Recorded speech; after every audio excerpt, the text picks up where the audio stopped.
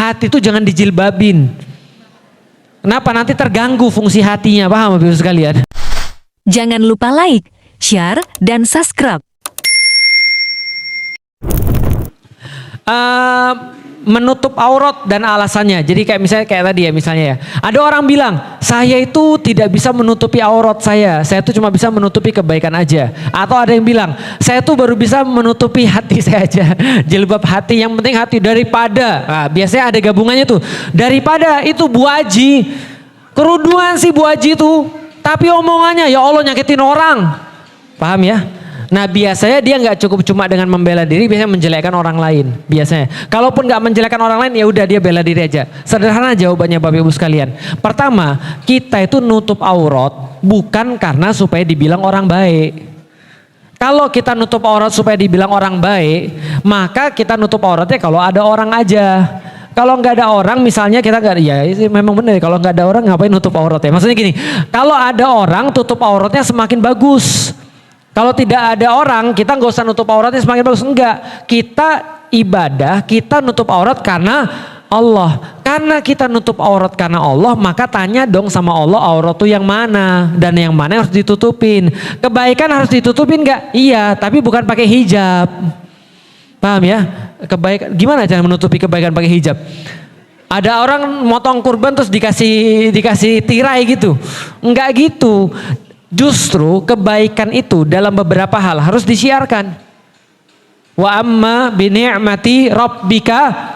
Kalau Anda lagi dapat kenikmatan daripada Allah, siarkan supaya orang tuh seneng liatnya, supaya orang tuh juga memuji Allah. Alhamdulillah Bapak Ibu sekalian, pada tahun ini saya akan berangkat haji kayak kemarin, walimatus safar. Kita semua seneng nggak?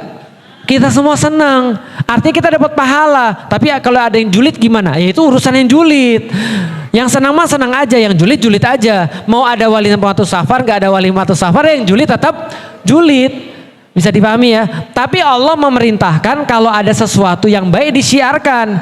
Contoh, sedekah. Di dalam Al-Quran ada 2 sedekah. Anda boleh sedekah kata Allah diam-diam. Anda boleh sedekah terang-terangan. Kapan Anda diam-diam? Kalau Anda mau jaga niat Anda tuh khawatir banget dibilang ria, khawatir banget karena masih belajar sedekah, ya udah diam-diam aja dulu. Jangan sampai ketika kita sedekah malah ria. Perolehan Jumatan ini kita mendapatkan 50 juta. Dari keropak Jumat 10 juta. Sedangkan dari Bapak Felix 100.000. Dari Bapak ini 100.000. Bapak-bapak yang lain total ada 10 juta. Berarti 10 juta keropak, 10 juta dari bapak-bapak. Dari hamba Allah 30 juta. Terus pulang ke rumah. Masya Allah ya. Tadi itu ya orang-orang banyak nyumbang. Felix Show berapa? Alhamdulillah 100.000.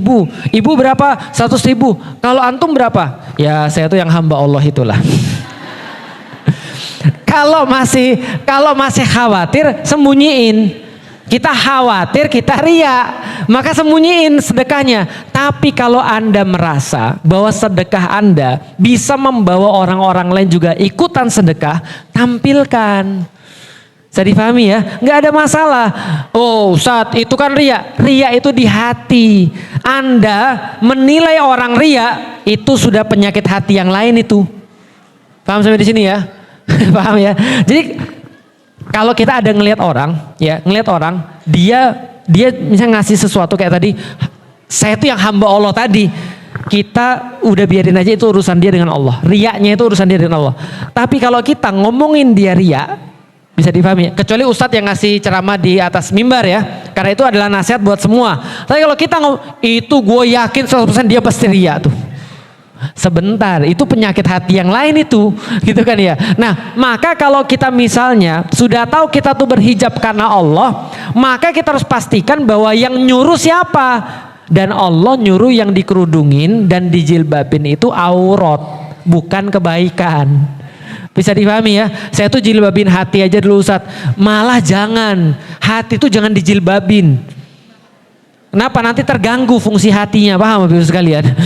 Tahu kan ya, ibu keluarin hati terus dikerudungin, jangan. Artinya adalah apa? Beda urusan. Kita menjaga amal kita agar nggak kelihatan, itu bagus.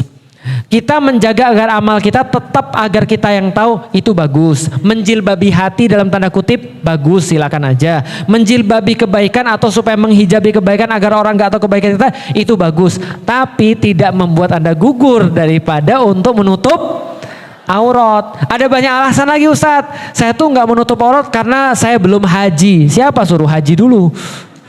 Siapa suruh haji dulu baru nutup aurat? Yang ada Anda nutup aurat, mudah-mudahan Anda bisa saya tuh bukan ustazah, saya khawatir kalau saya nutup aurat nanti saya masih bermaksiat. Justru ibu, bapak, Anda itu kenapa beribadah? Karena Anda maksiat. Bisa nggak seorang manusia bebas dari maksiat? Dalam satu hadis Allah sampaikan dalam hadis qudsi, aku menyukai hamba-hambaku yang bermaksiat yang mau datang kepada aku. Kata Rasulullah dalam hadis yang lain, kalau andaikan seluruh manusia itu bermaksiat, maka Allah akan kasih tobat.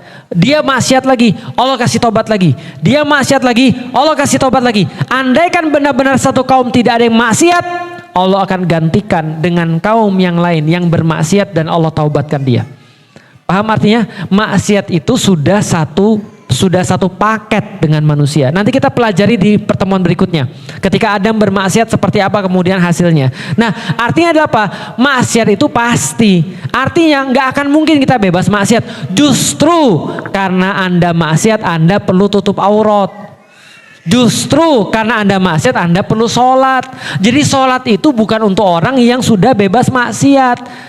Kerudungan dan jilbab itu bukan untuk orang yang sudah bebas maksiat, tapi justru bagi orang yang bermaksiat. Makanya orang yang kerudungan itu bukan karena ini, gue udah ustazah loh, gue udah haji loh, gue udah pinter loh, bukan. Tapi orang yang kerudungan itu niatannya apa? Ya Allah, ini aku pengen taat. Aku pengen taat karena aku tahu Engkau yang Maha tahu. Oke, yang berikutnya, coba lihat. Pertama-tama kita lihat dulu, orang yang nggak kerudungan tadi masih sholat atau enggak? Sholat. Karena kadang-kadang ada orang, saya pernah ketemu dengan orang terkenal, dia awalnya kerudungan, bahkan pakai cadar, tiba-tiba buka cadar, buka kerudung. Setelah buka cadar, buka kerudung, saya harus ngobrol sama dia. Kenapa dan segala macam. Setelah saya ngomong, kenapa mampet terus ini omongannya nggak ada yang masuk. Ngobrol terus. Sampai satu waktu apa tahu gak? Saya nanya, setelah saya ngobrol sekitar 2,5 jam gitu, nggak masuk nih orang. Saya tanya, mohon maaf, Mbak masih sholat? Dia bilang enggak. Kapan sholat terakhir? Lebaran yang lalu. Ya sudahlah.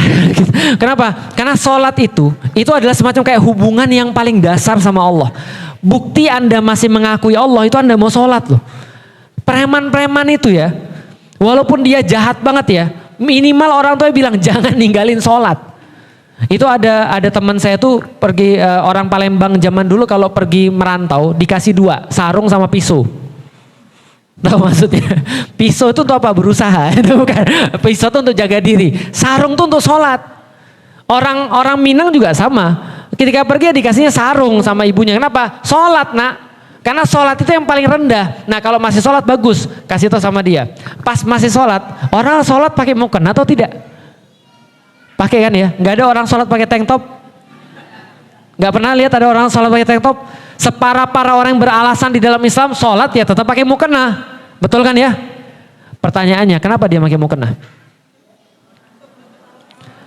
Sederhana. Coba tanya sama dia. Kenapa kamu kerudung pakai mukena? Dan bisa. Bisa kan? Sholat kan? Bisa pakai mukena kan? Bisa. Jawabannya sederhana. Karena Allah ngelihat saya malu sama Allah. Karena Allah ngelihat saya. Dia yakin betul. Ketika dia lagi sholat, itu Allah hadir dan ngelihat dia. Pertanyaannya, emang setelah dia salam itu Allah nggak ngelihat lagi? Allah ngelihat juga.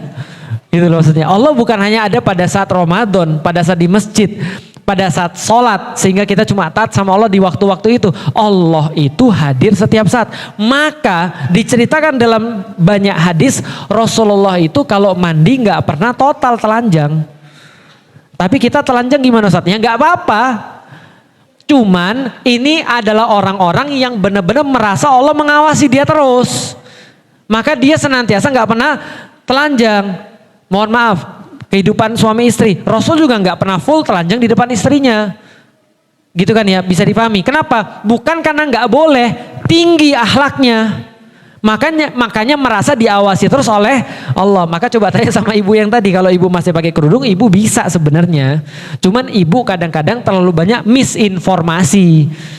Yang kayak tadi kan sudah saya katakan, iblis tugasnya apa? Jualan informasi yang salah. Nah makanya jangan sampai kita ketipu. Contohnya apa? Saya lebih baik menghijabi hati saya dulu. Itu bukan kata Allah. Allah bilang manusia tuh ahsani takwim, yang paling sempurna. Tiba-tiba ada yang bikin narasi, lu cuma tanah, gua api. Informasi salah atau informasi betul? Dan tiba-tiba kita jadi insecure. Iya ya, kok kita nggak api ya? Kita cuma tanah ya, tanah kan jelek. Kata siapa? Itu kan bukan kata Allah. Nah maka gini, lebih baik Anda tuh budak terhadap kata-kata manusia dan dengerin kata-kata Allah, daripada Anda dengerin kata-kata manusia dan budak terhadap kata-kata Allah. Paham sampai di sini? Nanti ada cerita tentang orang-orang budak tuh. Nanti ada kajian mungkin 2 kali lagi lah atau sekali lagi. Nanti masih dalam ayat yang sama, ujung-ujungnya tentang orang budak. Paham ya? Karena budak dengan manusia itu mendatangkan kebaikan kadang-kadang. Dan budak terhadap Allah sudah pasti mendatangkan keburukan. Maka dengerin aja kata Allah. Mana yang harus ditutup? Dengerin. Mana yang harus dilakukan? Dengerin. Manusia mah kadang benar kadang salah. Banyak benar atau banyak salah? Banyak salah manusia tuh. Buktinya apa? Hidupnya sendiri aja dia nggak bisa atur, apalagi hidup orang lain. Bisa dipahami ya. Nah makanya kalau ada yang kayak tadi, ya pelan-pelan nasihatinya. Kalau misalnya masih belum juga, saya ada nulis buku judulnya judulnya Yuk Berhijab. Di situ saya bahas beberapa kata-kata orang misinformasi yang salah, dan saya sampaikan bagaimana cara menjawabnya, sekaligus bagaimana hijab syar'i itu di dalam Islam. Jadi artinya orang berhijab itu justru pengen taat, bukan karena dia sudah taat. Gitu kan ya. Jangan sampai Anda seperti orang Turki. Orang Turki itu salah satu misinformasinya adalah nanti aja kalau mau tobat nunggu sudah haji. Nunggu sudah umroh. Kalau sudah umroh suci. Akibatnya apa? Lihat orang Turki. Kalau Anda pergi umroh dan pergi haji, jarang banget orang Turki masih muda sudah umroh. Kenapa mereka bilang, aku masih mau maksiat? Siapa tahu udah mati duluan. Paham ya? Nah makanya itu salah satu misinformasi. Sama kayak misinformasi kita, seolah-olah haji itu sudah tua. Pak Haji, jangan manggil aku Pak Haji kayak tua banget. Lah Pak Haji itu orang sudah haji. Gitu kan ya, maka dipanggilnya haji. Nah itu salah satu misinformasi. Oke, itu yang kedua.